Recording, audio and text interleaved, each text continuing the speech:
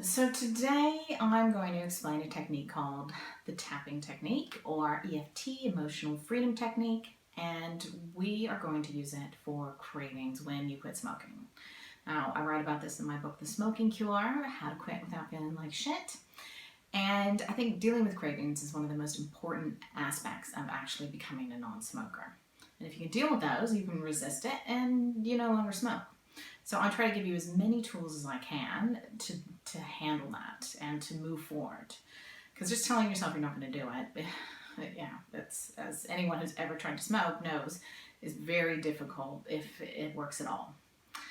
So with tapping, it works on the premise like acupuncture. It's working on different kind of meridians in the body or kind of energy channels, and it helps just clear stuff and calm your body down.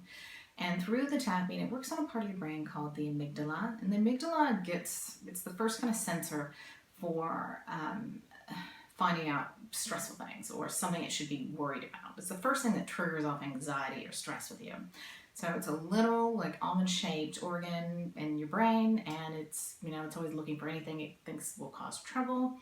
And part of those cravings and kind of anxiety and distress you feel when you quit smoking is due to the amygdala. So if you can calm that part of you down, you can handle it and you just move forward. Because part of the process with quitting smoking is that your brain starts to believe it actually needs nicotine to survive. It's in your system all the time. It's like water or oxygen or food. Your body believes it needs those things, which it does with those, but when nicotine's in your system all the time, it believes that as well. So it starts to make you very uncomfortable as you withdraw from nicotine and your nicotine gets lower and lower. So if we calm that part of you down, it's so much easier to handle. So with tapping, you kind of want to first figure out what your most pressing issue is. What do you want to clear? So we're going to clear craving a cigarette, wanting to smoke. So you want to set up your target, identify your target, and set up a reminder phrase for that. So our reminder phrase in this case is going to be, I'm craving a cigarette. So the next thing you want to do is you want to see how strong that feeling is by measuring it.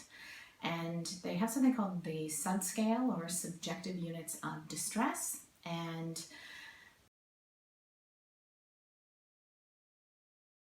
it goes from 1 to 10, 1 being who cares, doesn't matter, 10 being like this is the worst feeling in the entire world. So let's say with the craving cigarette, we're at a 9. It is bad. We would we're about to break down and we're going to smoke. So the next thing you want to do after you've kind of figured where you are, and the reason why is we can see it going down, we can see it getting better, is you want to create a setup phrase from the reminder phrase.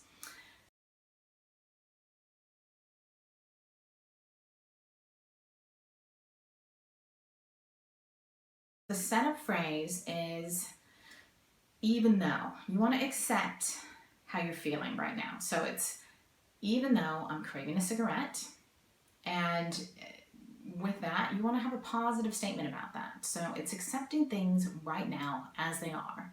And when you accept things right now as they are, you're not fighting against it. It doesn't become so much of a struggle. So you want to say a positive statement about what we're dealing with now. So even though I'm craving a cigarette, I deeply and completely love and accept myself. Now, a lot of people roll their eyes. They balk at the thought of saying, I deeply and completely love and accept themselves. But I think, why shouldn't we love and accept ourselves? We run around giving everyone else love and acceptance, but not for ourselves, which to me is crazy. You got to love and accept yourself more than anyone else on the planet. So our setup phrase from the reminder phrase is going to be, even though I'm craving a cigarette, I deeply and completely love and accept myself. Now, if this is too hard for you to say, you can say, even though I'm craving a cigarette, I know I'm okay. Even though I'm craving a cigarette, I know this feeling will pass. However it works for you, but I do recommend the deeply and completely love and accept myself, personally. But, if you can't start there, start where you can.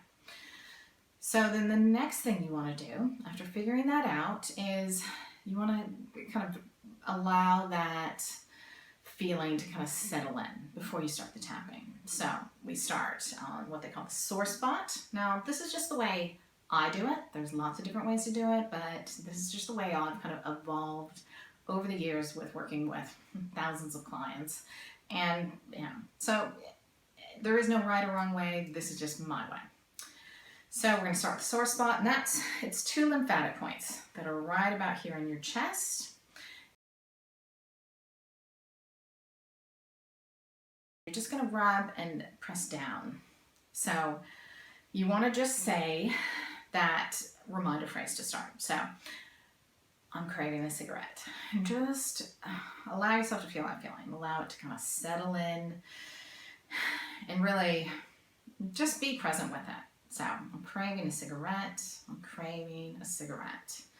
And you're just going to feel it right in your gut. I think we run away from feelings, and that's part of smoking. We don't want to feel what we're feeling. Have a cigarette. You think about something else. You shut it down. And so learning to deal with your cravings is also learning to deal with your feelings. So after you've said that with the sore spot, you want to move into starting with the kind of like, I guess, process or how you do it. The first spot you're going to do is the top of the head. So we start here, and you just kind of tap at this pace gently. You don't want to hurt yourself. And you say the statement. So even though I'm craving a cigarette, I deeply and completely love and accept myself. You may need to take a deep breath, but just allow yourself to kind of feel what you're feeling, feel the craving.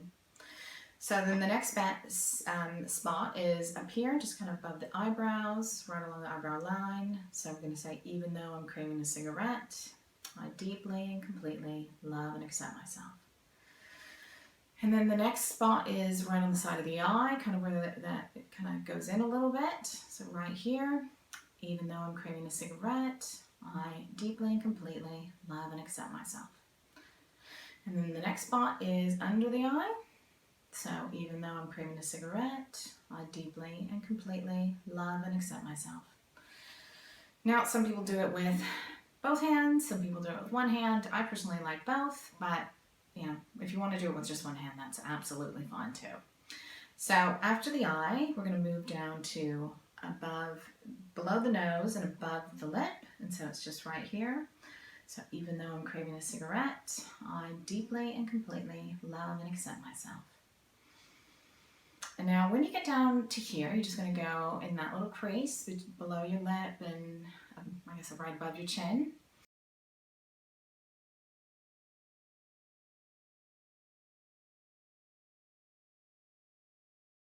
You can shorten the statement. So you shorten it to just the keyword. So it's craving a cigarette. It's just feeling what you're feeling right now. Craving a cigarette. I normally say the keyword 3 times as I tap. So craving a cigarette, craving a cigarette, craving a cigarette.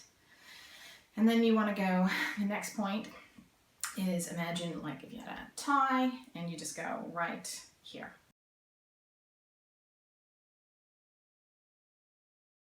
Collarbones. So craving a cigarette, craving a cigarette, craving a cigarette.